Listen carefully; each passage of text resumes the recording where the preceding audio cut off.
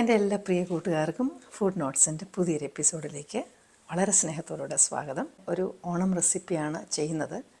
ഇഞ്ചിപ്പുളി അല്ലെങ്കിൽ പുളി ഇഞ്ചി വളരെ പ്രധാനപ്പെട്ട ഒരു വിഭവമാണല്ലോ ഓണത്തിന് പുളി ഇഞ്ചി എന്ന് പറയുന്നത്. ഏകദേശം 1/4 കിലോളം ഇഞ്ചിയാണ് ഞാൻ എടുത്തിരിക്കുന്നത്. ഇത് നന്നായിട്ട് ചെറുതായിട്ട് അരിഞ്ഞിരിക്കുന്നത്. അപ്പോൾ ഇങ്ങനെ കൊത്തി അരിഞ്ഞാൽ നമ്മൾ വറുത്ത് പൊടിക്കേണ്ടതായിട്ടുള്ള പ്രശ്നം വരത്തില്ല. ഒരു അഡീഷണൽ പണി നമുക്ക് കുറച്ചെടുക്കാം. ഇതിൻ്റെ എല്ലാ ഇൻഗ്രീഡിയൻസും ഞാൻ വീഡിയോയുടെ അവസാനം എല്ലാം ഞാൻ കൊടുത്തേക്കാം. അതുകൊണ്ട് അത് പറഞ്ഞ് വെറുതെ സമയം കളയണ്ടല്ലോ. നമ്മുടെ അല്ല നിങ്ങളുടെ. പച്ചമുളകാണെങ്കിലും വളരെ ചെറുതായിട്ടാണ് അരിഞ്ഞിരിക്കുന്നത്. കാര്യം ഇതെല്ലാം അങ്ങ് മയങ്ങി ചേരുമ്പം നല്ല കൊഴുത്തതായിട്ടിരിക്കും നമ്മുടെ പുളിയിഞ്ചി. ഈ ശർക്കരയ്ക്കകത്ത് കല്ലൊക്കെ ഉള്ളതുകൊണ്ട് ഞാൻ സാധാരണ ഇങ്ങനെ നേരെ കറിക്കകത്തേക്ക് ശർക്കര ഇടാറില്ല. ഒരു ചെറിയ ചൂടുവെള്ളത്തിൽ ശർക്കര ഒന്ന് അലിയിച്ചതിന് ശേഷമേ ഞാനത് ഒഴിക്കുകയുള്ളൂ. അല്ലെങ്കിൽ സാധാരണ ചെയ്യുന്നത് പോലെ ചൂടുവെള്ളത്തിനകത്ത് തിളപ്പിച്ച് അത് അരിച്ചെടുത്താലും മതി. ഈ പുളിക്കകത്തേക്കും ചെറിയൊരു ചൂടുവെള്ളം ഒഴിച്ച് കുതിരാനായിട്ട് വെള്ളം ഒഴിച്ച് വയ്ക്കാം. പുളിയിലാണ് ഇഞ്ചി മയങ്ങി പുളിയിഞ്ചി രുചികരമായിട്ട് ഉണ്ടാക്കാൻ പറ്റുന്നത്. അപ്പോൾ ഞാൻ ഉരുളി വെച്ചു, തീ കത്തിച്ചു. ഉരുളി ഒന്ന് ചൂടാകട്ടെ.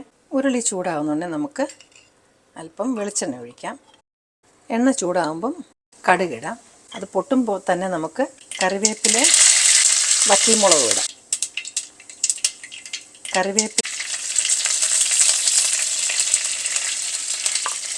ഇതിലേക്ക് നമുക്ക് നമ്മൾ അരിഞ്ഞു വെച്ചിരിക്കുന്ന ഇഞ്ചി ഇടാം.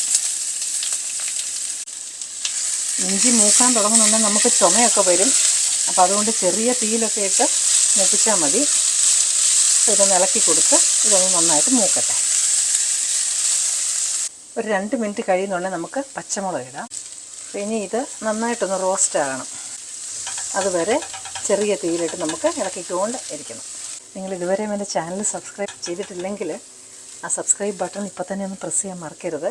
തന്നെയല്ല, അതിനോടൊപ്പം തന്നെ ബെല്ലൈക്കൺ പ്രസ് ചെയ്ത് ഓൾ എന്ന സെലക്ഷൻ ഓപ്റ്റ് ചെയ്താൽ ഞാനിടുന്ന പുതിയ പുതിയ എല്ലാ വീഡിയോസും നിങ്ങൾക്ക് കിട്ടും.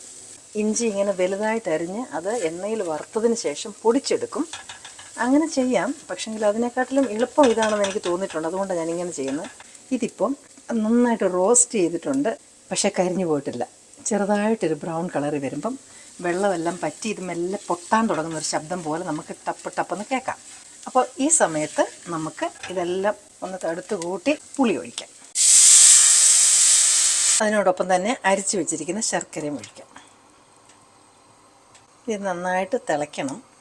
ഒരു 1/4 ടീസ്പൂൺ ഉലുവാപ്പൊടി, മഞ്ഞൾപ്പൊടി, ആവശ്യമെങ്കിൽ മാത്രം മുളക് പൊടി ഇടാവൂ. ഇനി മുളക് പൊടി ഇട്ടില്ലല്ലോ എന്നൊരു വിഷമം വേണ്ട, അതിനുവേണ്ടി മാത്രം. കാര്യം എരിയുണ്ട് അതിന് നന്നായിട്ട്. കായം അത് ഓപ്ഷനിലാണ്, നിങ്ങൾക്ക് ഇഷ്ടമില്ലെങ്കിൽ വേണ്ട. ഇനി ഇത് നന്നായിട്ട് തിളച്ച് അതൊന്ന് ചെറുതായിട്ട് പറ്റി കുറുകി ഇഞ്ചി അതിനകത്ത് മയങ്ങി വരണം. അതുവരെ നമുക്ക് ഇളക്കി കൊടുക്കണം. തീ കൂട്ടി വയ്ക്കാം. നല്ല കളറിൽ അതിങ്ങനെ കുറുകി വരുന്ന കണ്ടോ. വളരെ പോപ്പുലറായിട്ടുള്ള ഒരു റെസിപ്പിയാണ് ഓണത്തിന് പുളിയിഞ്ചി. ഞാൻ വേറെ കുറച്ച് റെസിപ്പീസൊക്കെ ഇട്ടിട്ടുണ്ട്, ഇനിയും കുറേ ഇടുന്നതായിരിക്കും ഓണത്തിന്.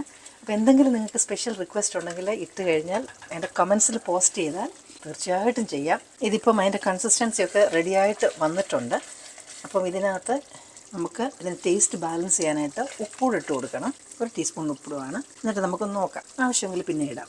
എല്ലാം ബാലൻസായിട്ട് വന്നിട്ടുണ്ട്. ഇത് റെഡിയാണ്.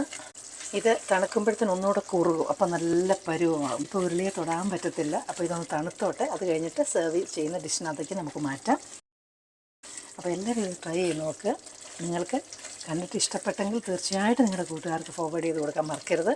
അതുപോലെ തന്നെ ചെയ്ത് നോക്കിയെങ്കിൽ നിങ്ങൾ തീർച്ചയായിട്ടും നിങ്ങളുടെ കമൻസ് പോസ്റ്റ് ചെയ്യണം. അല്ലെങ്കിൽ നിങ്ങൾ കമൻസ് പോസ്റ്റ് ചെയ്യണം. അത് ഭയങ്കര ഒരു ഹെൽപ്പാണ് നമുക്ക്.